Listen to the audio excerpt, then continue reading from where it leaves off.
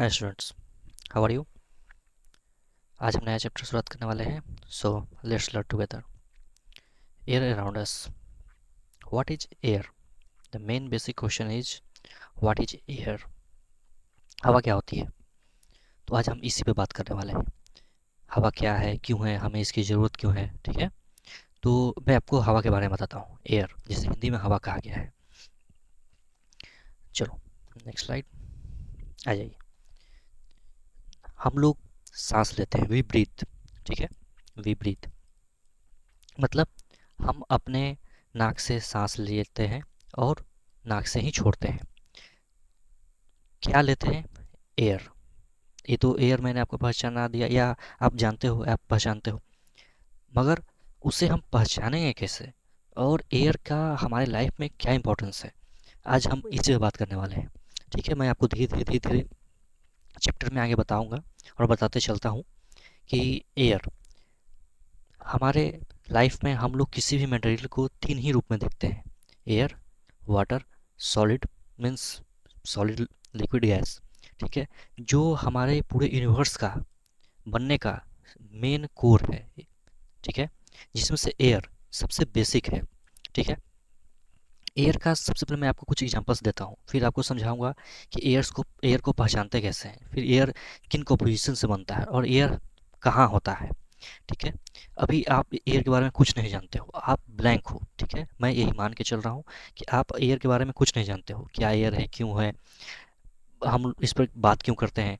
ठीक है, तो पहले मैं आपको इसका एग्जांपल बताता हूँ। अच्छा, कभी आपने देखा है कि पेड़ पर पत्ते आप खुद ब खुद हिलते हैं? कभी अगर आपने ध्यान से देखा हो, पेड़ पर पत्ते हो या हमारे घर पे कपड़े हो टंगे हो सूखने के लिए, वो वहाँ टंगे हुए रहते हैं, वो हल्का हल्का हिलते रहते हैं। ठीक है, कभी आपने उस पर गौर किया, ध्यान दिया ये पेड़ में पत्ते क्यों हिलते रहते हैं? चलो छोड़ो, वो भी छोड़ दो। कभी आपने पतंग उड़ाया ही होगा, काइट। तो मुझे बताओ कि काइट आसमान में ऊपर चला जाता है, तो आखिर क्या है कि पतंग ऊपर की ओर चली जाती है? नीचे भी जाती है, लेकिन बेसिकली ऊपर ही जाना होता है पतंग को, अगर उसे ऐसी तरीके से उड़ाया जाए। आखिर क्या है जो पतंग ऊपर चली जा रही है? सोचो, पेड़ के पत्ते हिल रहे हैं खुद ब खुद, हमारे कपड़े हिल रहे हैं खुद ब खुद। ऐसा क्या जादू है? और अभी हमने पिछले चैप्टर में पढ़ा था कि कैसे आप सैंड मतलब बालू को अपने जो धान है, जो सॉ डस्ट है, उसके जो कवर छिलके होते हैं, उससे विनोइंग के थ्रू हम उसे कैसे निकालते हैं। जैसे विनोइंग में क्या होता है कि इस तरीके से हमारे पास कुछ है, जिससे मैं एग्जांपल बताता हूँ।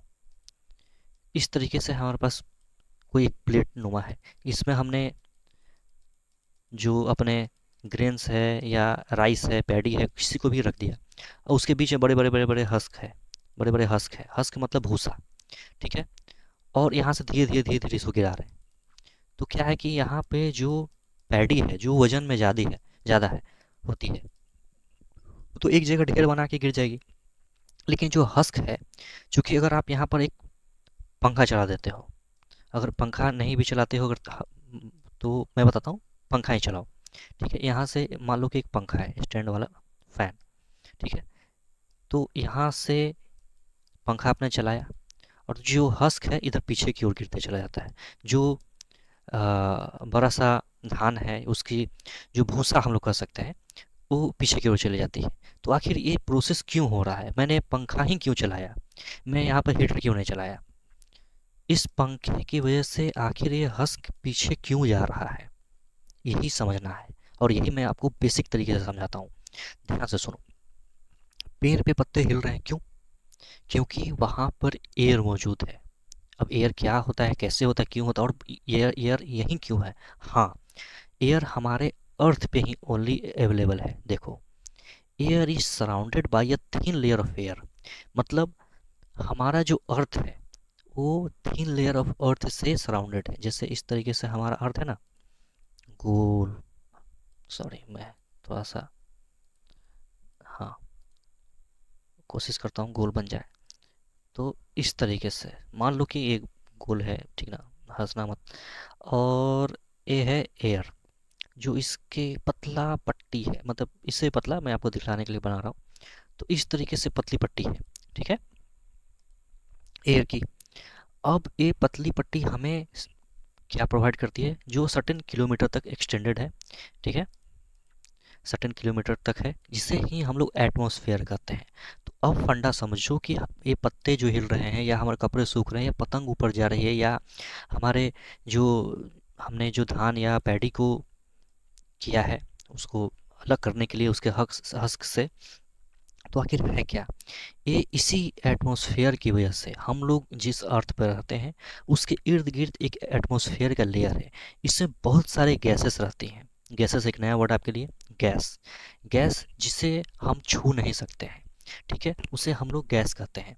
जो हमारे इर्द गिर्द तो है एयर, गैस, लेकिन उसे हम लोग टच नहीं कर सकते हैं, उसे ही हम एयर कहते हैं। उसी के प्रेजेंस की वजह से पत्ते हिल रहे हैं, हमारे कपड़े सूख रहे हैं, ये जो ये हिल रहे हैं, या पतंग ऊपर जा रही है। पतंग जो यहाँ है एक काइट है, मान लो ये पतंग है, इसे हमने एक सिरे से इसमें धागा बांधा और इसे उड़ा रहे हैं, ठीक है। तो इसे ड्रैग फोर्स की वजह से ये ऊपर की ओर चली जाती है, ठीक है। चलो, तो ये मैंने ओवरव्यू दे दिया कि पत्ते क्यों हिल रहे हैं, एयर की वजह से। एयर क्या है, एयर एक एटमॉस्फेयर जो है वो सिर्फ अर्थ के ही इर्द गिर्द है, जो एक थिन लेयर से हम लोग सराउंडेड हैं, उसी की वजह से पत्ते हिल रहे हैं, हमारे जो कपड़े हैं वो सूख रहे हैं, पतंग उड़ रही है। और ये जो हमने जब फैन स्टार्ट किया ना, तो ये एयर का प्रेशर ही है। प्रेशर मैं बाद में इस टर्म को समझाऊंगा, बस समझो कि एयर ही है जो एक जगह से दूसरी जगह बहुत तेजी से जा रही है, ठीक है। तो चूंकि ये बहुत तेज है, बहुत तेजी से जा रही है, स्पीड में है, तो इसके जो दाने हैं खाने के या पैडी के या ग्रेन्स के, वो नीचे गिर जाते हैं, और जो हल्के उसके भूसे हुए या हस्क हुए वो पीछे की ओर चले जाती है, ठीक है। तो इससे हमें इसे साफ करने में आसानी हो जाती है, ठीक है।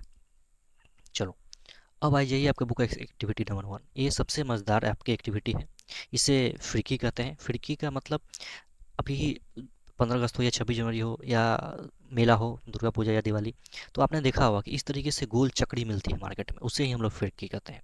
इसे बनाना बहुत आसान है, मैं इसे बनाने के लिए सिखला देता, लेकिन आप इसे मार्केट से एक बार खरीद के और इस पर ट्राई करो, ठीक ना। इसे लो, और अगर घर है या घर से बाहर है तो आप इसे लेके थोड़ा तेज़ी से भागना, मतलब स्कूल हो, अगर ग्राउंड हो तो भाग सकते हो, अनटिल ज़्यादा कस के मत भागना कि गिर जाओ, ठीक है। तो इसे लेके हल्का ही तेज से भागोगे तो ये घूमना शुरू करती है। तो ये हमें बतलाता है कि हम इर्द गिर्द हमारे एयर मौजूद है। अगर आप ऐसी जगह इसे लेके भागो जहाँ एयर नहीं है, क्योंकि अर्थ पर ऐसा पॉसिबल नहीं है जब तक वैक्यूम ना किया जाए, चलो वैक्यूम एक नया वर्ड हो जाएगा आपके लिए। अभी सिर्फ ये समझो कि अर्थ पर अगर आप इस फिरकी को लेके भाग रहे हो, ठीक है, तो वो घूमना शुरू करती है, क्योंकि जैसे ही इस पर आप इसे लेके भाग रहे हो एक तरफ से, तो दूसरी तरफ से फोर्स इस पर लगती है। जो ठीक है, मैं उतना भी डिटेल में नहीं जाता हूँ, बस ये समझ लो कि इस फिरकी को, इस चक्री को आप लेके अगर भागते हो तो ये गोल गोल घूमना शुरू करती है। वो दिखलाता है कि एयर के प्रेजेंस को, ठीक है। ये पूरा गोल गोल गोल गोल घूमने लगती है चक्री, इस तरीके से। अभी बचपन में आपने इस तरीके से बनाया होगा, ठीक है। चलो, अब बताता हूँ, is air present everywhere around us. सवाल तो बात सही है कि क्या एयर सभी जगह हमारे मौजूद है। ये एक्सपेरिमेंट नंबर 2 है, मैं बताऊंगा, उसके पहले इसको समझाता हूँ। ये क्या है, आपने इसे शायद कहीं नहीं देखा होगा, अगर देखा भी होगा तो इसे समझ में नहीं आता होगा कि क्या है। गौर से देखो, ये है हमारा वेदर क्लॉक। देखो वेदर कैसे बताता है। एक्चुअली सबसे पहले अगर मान लो कि ईस्ट तरफ से हवा चल रही है, ठीक है, मान लो ये ईस्ट है, तो ये वेस्ट की तरफ मूव कर जाती है, तो हमें पता चलता है कि पूर्वइया हवा चल रही है या पूर्व की तरफ से हवा चल रही है, मतलब अब बारिश होने वाली है। अगर यही वेस्ट की तरफ से चलने लगे या नॉर्थ की तरफ से चलने लगे, तो अभी हमें समझ में आता है कि गर्मी पड़ने वाली है। तो इस तरीके से ये एयर के डायरेक्शन को रीड करती है। एयर आई और इसके इस जो बो है, जो एरो है, उसे घुमा देती है, एरो को घुमा दिया, तो इस तरीके से हमें इस डायरेक्शन का पता चल जाता है। अगर ईस्ट की तरफ से हवा चल रही है तो इसका फेस इधर ईस्ट की तरफ हो जाता है, ठीक है। इस तरीके से हमें एयर का भी डायरेक्शन पता चल जाता है कि वेदर का भी हमें पता चल गया, कि एयर से हमें वेदर का पता चल गया। तो ये आप याद रखोगे कि इस तरीके का क्लॉक अगर कहीं भी है तो हमें इससे वेदर की भी जानकारी मिल जाती है। पुराने ज़माने के लोग, जब हमारे पास टेक्नोलॉजी इतनी एडवांस नहीं थी, तो इस तरीके का ही इस्तेमाल करते थे, ठीक है। चलो, अब मैं बताता हूँ कि इज एयर प्रेजेंट एवरीवेयर, तो बात तो सही है। मैंने आपको बोल दिया कि आप चक्री लेके घूमो, या मैंने आपको समझाया कि ये हवा इधर से चली, लेकिन ये हवा है भी या नहीं, चल रहा है, उसे हम हवा ही कैसे मान लें? तो उसके लिए एक छोटा सा एग्जांपल हम लोग करेंगे।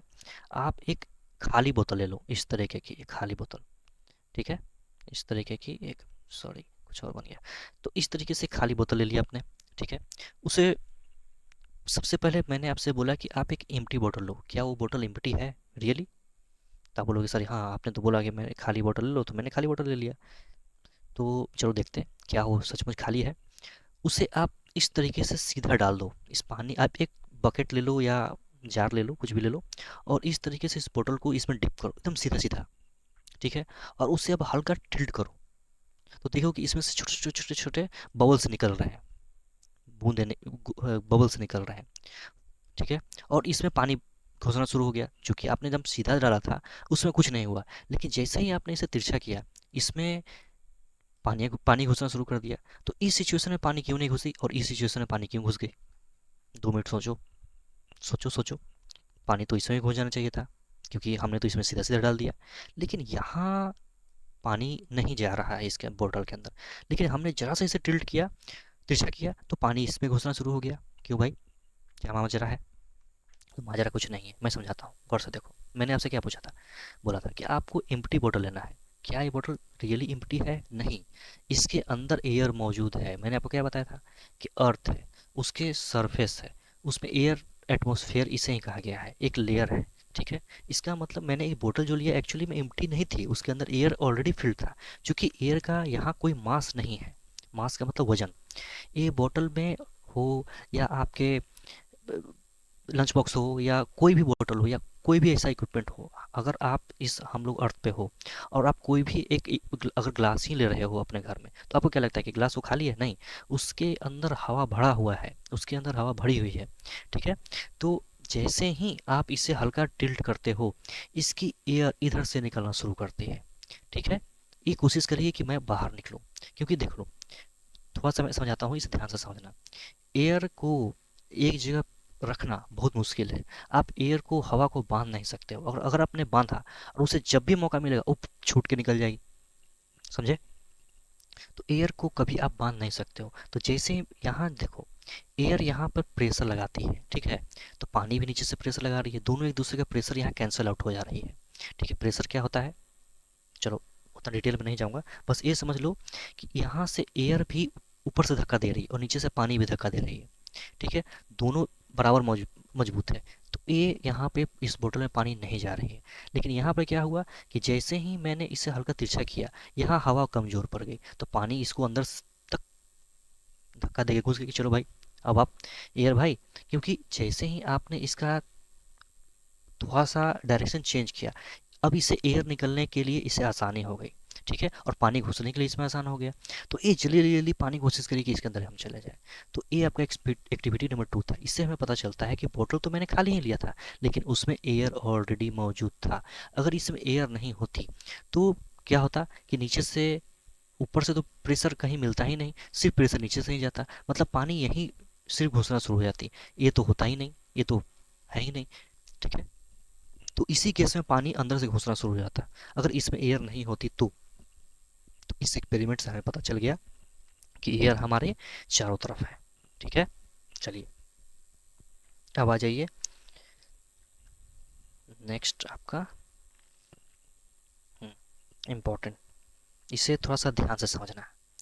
अभी अभी तो मैंने आपको बतला दिया कि एयर से हम लोग घिरे हुए हैं, ठीक है? लेकिन अब मुझे ये बताओ कि एयर में आखिर है क्या? तो एयर में मिक्सचर ऑफ गैसेस है, ठीक है? तो air of mixture of gases है, उसमें भाई कौन कौन से गैसेस है, ठीक है? तो देख लो, उससे वाटर वेपर होते हैं, वाटर वेपर। अच्छा, कभी आप लोग किचन में गए हो? किचन में जाओ, गौर से देखना, मम्मी ने अगर कुकर चढ़ाया है, ठीक है?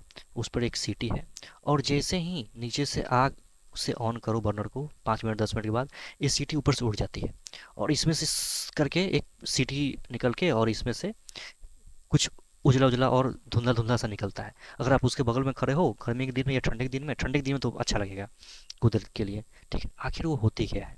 उसी को वाटर वेपर कहते हैं। ठीक है, आपके लिए सबसे बेस्ट एग्जांपल, मैं और कुछ भी बता सकता था, आपके समझ में नहीं आता। ये आपके लिए सबसे बेस्ट है। आप घर के में सभी के घर में कुकर होगा। कुकर जो सीटी मारती है, ठीक है, तो उसमें से जो निकल रहा है वाइट वाइट, उसे ही एयर वाटर वेपर कहते हैं। चलिए, मैंने आपको वाटर वेपर बता दिया। वो एयर का भी पार्ट है, ठीक है। ऑक्सीजन, अब बोलोगे कि ये ऑक्सीजन हम जो सांस लेते हैं अंदर, ठीक है, उसे ही ऑक्सीजन कहते हैं। नाक से आप सांस लेते हो, इसे आपको समझने के लिए कुछ नहीं करना है। आप जो सांस ले रहे हो अपने अंदर, यही ऑक्सीजन है। इसी की वजह से हम लोग जीवित हैं। समझ रहे हो? अब आ जाओ नाइट्रोजन। अच्छा, कभी आपने बल्ब देखा है? या सबने तो बदमाशी किया ही होगा, कभी बल्ब फोड़ा है? अगर नहीं फोड़ा है तो पुराना देख के फोड़ लेना। ठीक है, तो एक बल्ब है, ठीक है, इस तरीके से, इसके अंदर इस तरीके से होती है। अगर पुराने वाली है तो, नए वाली में तो CFL है। तो इस तरीके से बल्ब है। उस बल्ब में क्या है कि अगर आप उसे फोड़ते हो तो एक फट से आवाज़ आती है, ठीक है। वो आवाज़ नाइट्रोजन की होती है, ठीक है। उसमें हर एक बल्ब में, अब तो बल्ब में नहीं, पुराने ज़माने के बल्ब में, अब तो LED बल्ब आ गई है। पुराने ज़माने के बल्ब में, सारे बल्ब में नाइट्रोजन भरा हुआ रहता था, ठीक है। नाइट्रोजन गैस की वजह से ही उसके अंदर एक ज़्यादा ब्राइट करती थी। और नाइट्रोजन चूंकि इसमें एक इनर्ट गैस की तरह इस्तेमाल होती है। चलो उतना नहीं डिटेल में जाते हुए, तो मैंने बताया कि एयर क्या गैस से बनती है। एयर वाटर वेपर से, ऑक्सीजन से, नाइट्रोजन से, कार्बन डाइऑक्साइड सबसे जहरीला और सबसे खतरनाक, आपके और हमारे हवा को यही प्रदूषित कर रहा है भाई साहब। ठीक है, तो आपको हमेशा चौकन्ना रहना है। कैसे?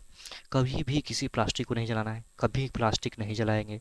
कोशिश करें कि प्लास्टिक को डिकम्पोज कर दें या उसे किसी जगह गाड़ दें धरती में। ठीक है, कभी भी प्लास्टिक को खुला नहीं छोड़ना है या प्लास्टिक का इस्तेमाल भी कम करना है। अगर आप किसी रूम में बंद हो, ठीक है, और अगर वहाँ किसी ने कोई कपड़ा जला दिया या प्लास्टिक जला दिया, जो काला काला धुआं वहाँ से निकलता है ना, या कोयला जला दिया, उसे ही कार्बन डाइऑक्साइड कहते हैं। कार्बन डाइऑक्साइड सबसे जहरीला है, ठीक है। और उसके बाद अगर आपने कभी देखा होगा कि अगर आप गांव पे या घर पे रहते हो कहीं भी, तो हल्का हल्का छोटे छोटे छोटे छोटे पार्टिकल्स वहाँ है, ठीक ना, गंदगी गंदगी या धूल है या कुछ भी है, तो उससे भी हमारा एयर बनता है, डस्ट और स्मोक से। ठीक है, तो मैंने आपको बताया कि हमारे जो एयर के मेन कंपोनेंट है तो बहुत सारे, लेकिन इसमें से मोटा मोटा आप water vapour, oxygen, nitrogen, carbon dioxide and dust and smoke, आप इन पांचों का ही जिक्र करोगे। ठीक है, चलिए अब एक्टिविटी 3 आते हैं। इसमें आपको सबसे बेहतर है, इसमें थोड़ा सा हाथ जलने का है, लेकिन आप इसे किसी गार्जियन के सामने या टीचर के सामने कर सकते हो। ठीक है, ये देख लो, आपको 2 कैंडल्स लेने हैं। ठीक है, मैं यहाँ आपको फिर से बता रहा हूँ कि एयर, हाँ, एयर तो मैंने आपको बता दिया, लेकिन अब एयर ये कंपोनेंट है, कौन सा कंपोनेंट क्या करता है या किस में क्या मदद है, अब थोड़ा सा उसको मैं तोड़ के समझाता हूँ। जैसे अभी मैं ऑक्सीजन के बारे में बता रहा हूँ। ऑक्सीजन हमारे लिए बहुत इंपॉर्टेंट है, हम लोग सांस लेते हैं या कोई भी प्लांट है, एनिमल्स है, सबके लिए ऑक्सीजन सबसे इंपॉर्टेंट है, क्योंकि हमारे ज़िंदगी के सर्वाइवल के लिए ऑक्सीजन का सबसे ज़्यादा ज़रूरत है। ठीक है, अब ऑक्सीजन हमारे पास तो आ गया, लेकिन इस ऑक्सीजन का और क्या ज़रूरत है, तो देख लो गौर से। आप 2 कैंडल्स ले लो, मोमबत्ती, ठीक है, एक को खाली होलो ग्लास से आप उसे ढक दो। ठीक है, दोनों को पहले लाइट कर दो, जो दोनों को जला लो। ठीक है, और एक को किसी ग्लास से, बड़े वाले ग्लास से ढक दो। कुछ देर के बाद देखो कि ये बुझ जाएगी। क्यों बुझ रही है? क्योंकि हमें बर्निंग करने के लिए भी, किसी भी चीज़ को जलाने के लिए भी एयर की ज़रूरत है। और उस एयर में से सबसे ज़्यादा किसकी ज़रूरत है? ऑक्सीजन की।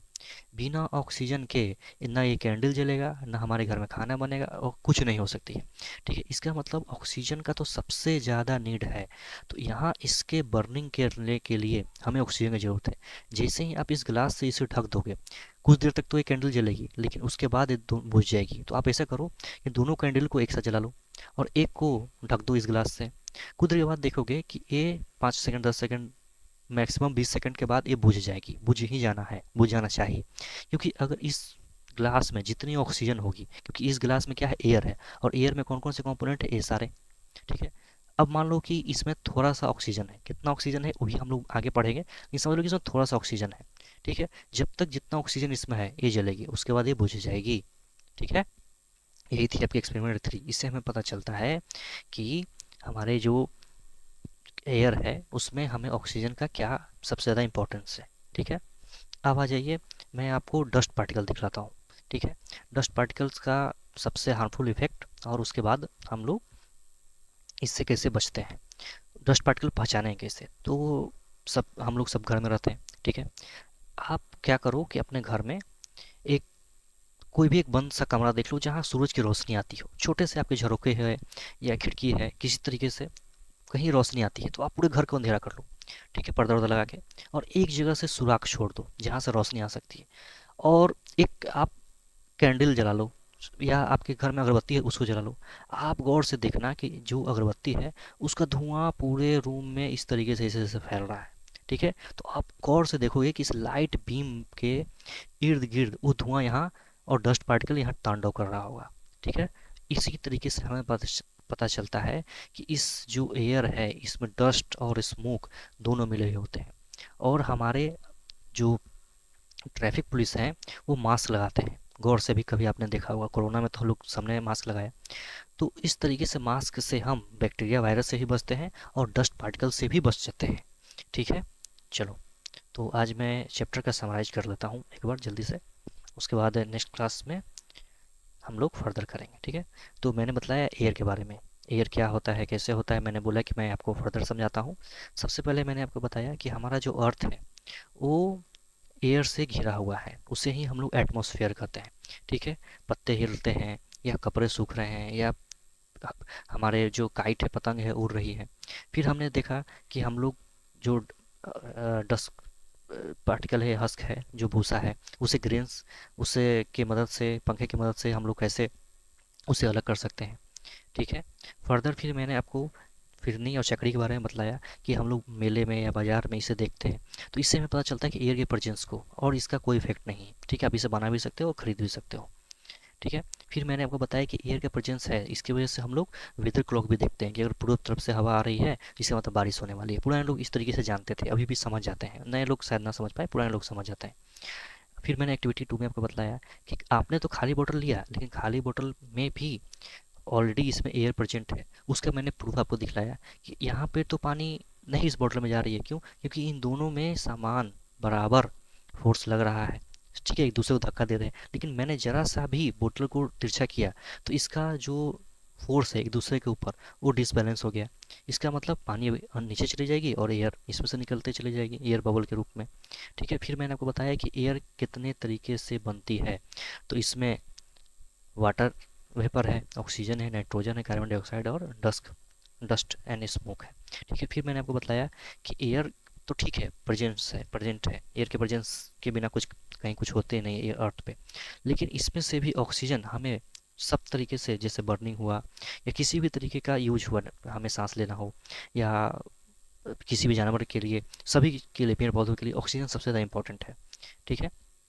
फिर मैंने प्रूव करके आपको बतलाया कि इस ग्लास से अगर इसको आप ढक दोगे तो इसमें जितनी ऑक्सीजन है उसी उतने ही देर तक ये कैंडल जलेगी, उसके बाद कैंडल बुझ जाएगी, ठीक है। तो एक कैंडल आपकी जलती रहेगी एयर के प्रेजेंस की वजह से, और जब एयर का आप इसमें इंट्रैक्शन कट कर दोगे तो ये कैंडल नहीं जलेगी, ठीक है।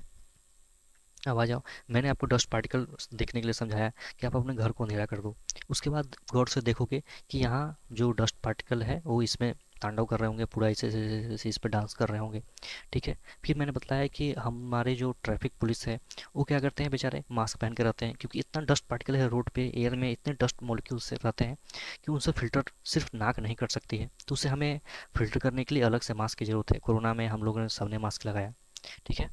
अब आगे फर्दर मैं आपको बताऊंगा कि एयर के जो कॉम्पोजिशन है उसमें सबका कितना कितना हिस्सा है, जैसे ऑक्सीजन कितना है, नाइट्रोजन कितना है, और अदर गैसेस कितने हैं। फिर आपको बताऊंगा बबल फॉर्मेशन, वाटर गर्म होती है कैसे कैसे, ठीक है। उसके बाद फिर मैं आपको बताऊंगा कि जो ये एक्सपेरिमेंट सीख बताऊंगा, फिर ऑक्सीजन एटमॉस्फेयर में कैसे, how is the oxygen in the atmosphere replaced, ठीक है, ये मैं आपको कल समझाऊंगा, ठीक है। उसके बाद हम लोग इस चैप्टर को समराइज करेंगे, ठीक है। Air is everywhere, air in the motion is called wind, ठीक है। Air occupy space, air is present, air water and soil, ठीक है। ये सब मैं आपको फर्दर के क्लासेस में बताऊंगा, फिर हम लोग क्वेश्चन आंसर करेंगे, ठीक है। डरो नहीं, मैं आपको कोशिश करूंगा कि इन सारे क्वेश्चन का ओवरव्यू दे दूं, आप अपने से भी लिख सकते हो, नहीं तो मेरे वीडियोज़ को पॉज कर करके आप लिख लेना, ठीक है। और समझ समझ के ही लिखना, मैं कोशिश करूंगा कि मैं आपको छपवाऊँ या रटवाऊँ नहीं, मैं आपको समझा दूँ, ठीक है। और चलिए फिर, थैंक यू।